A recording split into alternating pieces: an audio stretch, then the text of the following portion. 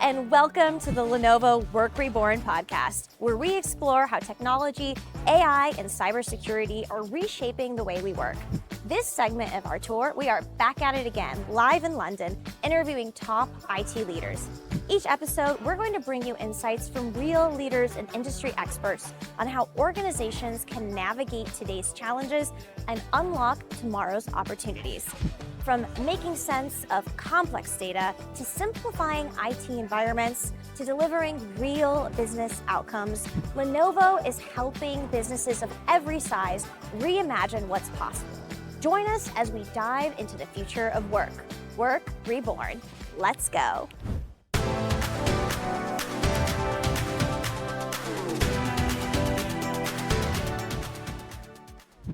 Hello and welcome to the Lenovo Work Reborn podcast live in London. My name is Rita and today I'm joined with my friend here, David, to talk all about how we're bringing new life to the modern workplace. David, for our listeners, in 30 seconds or less, briefly describe who you are, the work that you do, and a little bit about your company. My name is David Frich. I work for the Norwegian Tax Department, IT division. I'm a security manager and preparedness manager. So basically risk governance. I oversee that in the division and also crisis management on a tactical level. I'm so glad you were taking a few minutes out of your day to talk to me. The work that you do is relevant as risks are always predominantly going to be happening within the cybersecurity space. And I think that you'll provide a lot of value to our listeners. So thank you so much. Based on that, we have actually recently done a survey. We talked with over 600 senior IT leaders about topics like cybersecurity risk and AI and the like. And we have a couple of findings from the report that we're going to just briefly chat about. But I think it's relevant because we found that more than half of respondents said that the use of AI by cybercriminals is increasing cybersecurity risk. And you're in that world. You're all about the risk. How is your team thinking about this threat? I'm sure it's top of mind for you every day. Yeah, it's before you could kind of smell the odd email out from like bad language, grammar mistakes, weird titles. But yeah, like a prince trying to, extort you for millions of dollars in an email. Yeah, we laugh at it now, but when it came out, it was like kind of like questionable, but yeah. But now they can be written perfectly in your own language, mine being Norwegian. And they can use your name. They can, AI, it can, if you have like some text I've written, they can put that in and make emails that it sounds like me. So you have to be a lot more vigilant and it's harder to detect. Also, you have these spoof emails. So we live in a different world. It's much harder to detect like what is real and what is not. So these are some of the concerns we're discussing. Right. And, I think that since it is so hard to detect whether or not it's real, like if it's fake, if it's AI, I think education is imperative for your team and making sure that everyone is aware, right? So what are a couple of things that you've done for your team to upskill them to increase that awareness, at least from an internal level? Yeah. We have exercises. An exercise could be a theme with CEO scams, dodgy emails. That's a way to raise awareness.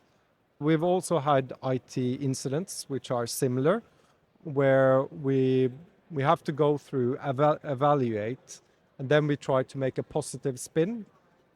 We managed to stop this, but beware, this can happen another time, and maybe we're not able to stop it that time. So try to prevent that from happening. So thank you for that insight.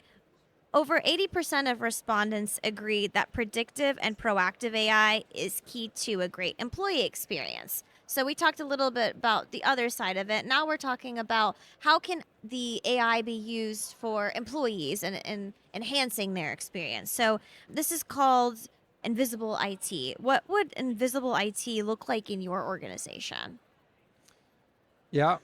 So AI can be used in many ways, like it's embedded in many of the products we use, IT products, make your work more efficient. Tedious tasks can be eliminated. With the word invisible IT, you can say that's invisible because the receiver of the product wouldn't actually see the trace of AI, but AI has helped. You probably could have made, at least the way I use AI, I want it to be my product, but I want to cut down the time I spend on that task. So I would write everything myself, but to do the spell check and like structurally make it perfect, sometimes I use AI to help me.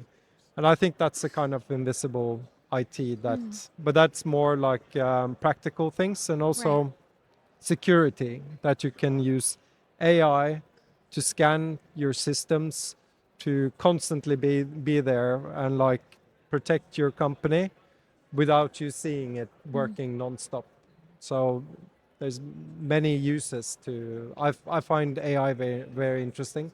So I can. I do too. I think Uh, that, this segue, we're basically saying, yes, there is a dark side to AI with the cybersecurity risks and everything. But in this capacity, we're talking about the positive side of it too as a tool, right?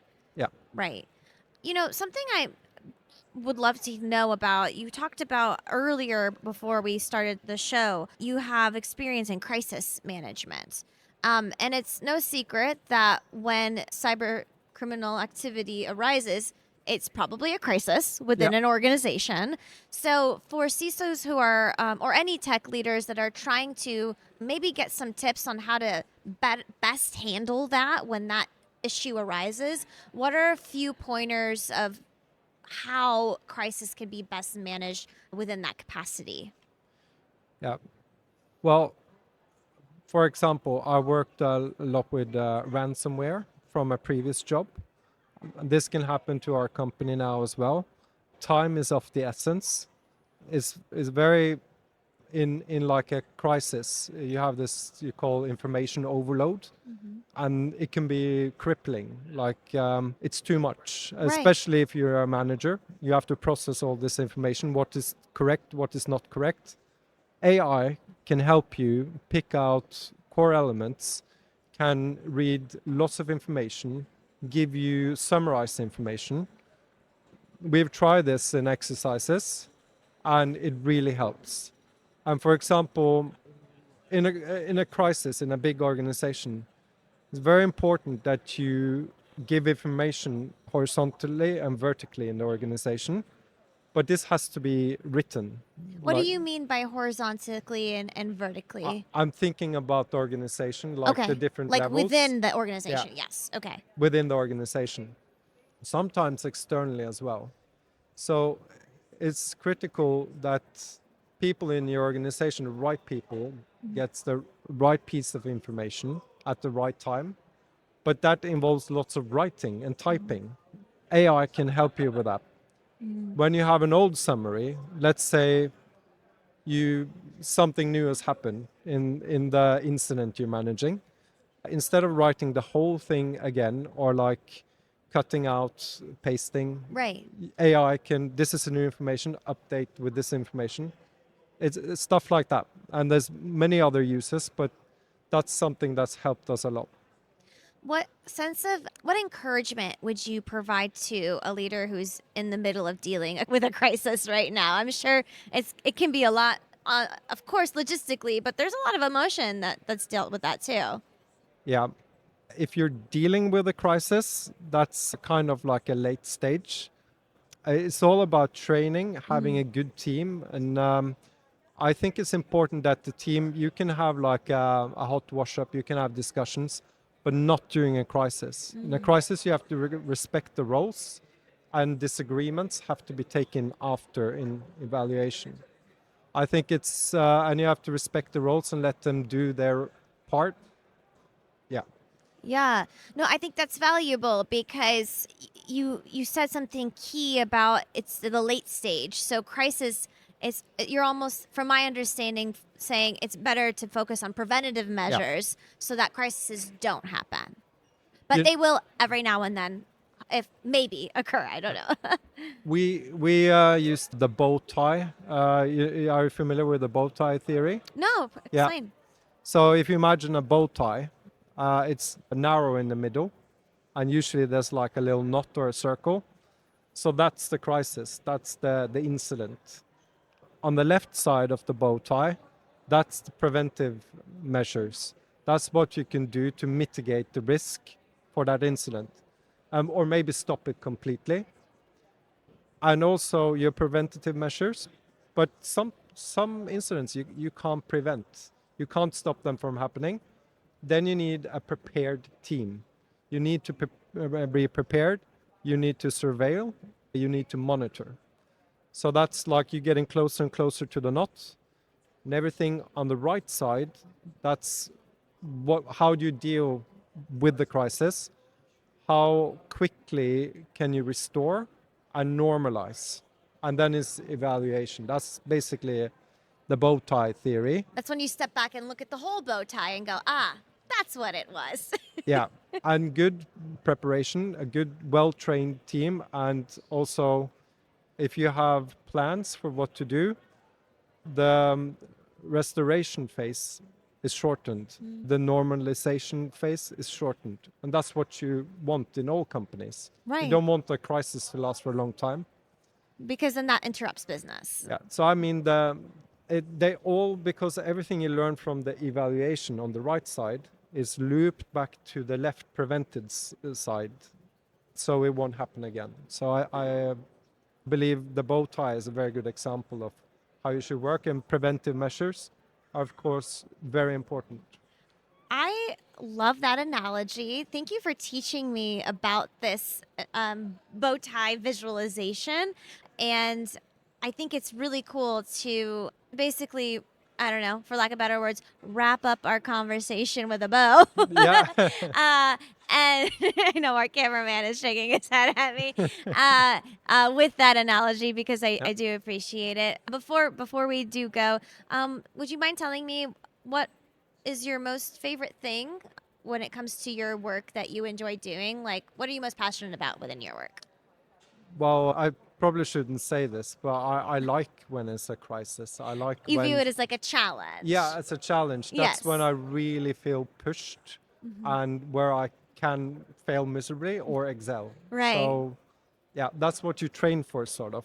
Right. But I want my company or organization to do well, so I, Right. same time, don't want them to experience that. Right, but I think it's fair to say your superpower lies in being able to help companies out of those situations, and it's exciting when you get to handle them. Yes. Yes, and kill it at your job like the rock star you are. Yeah. Yes. Awesome.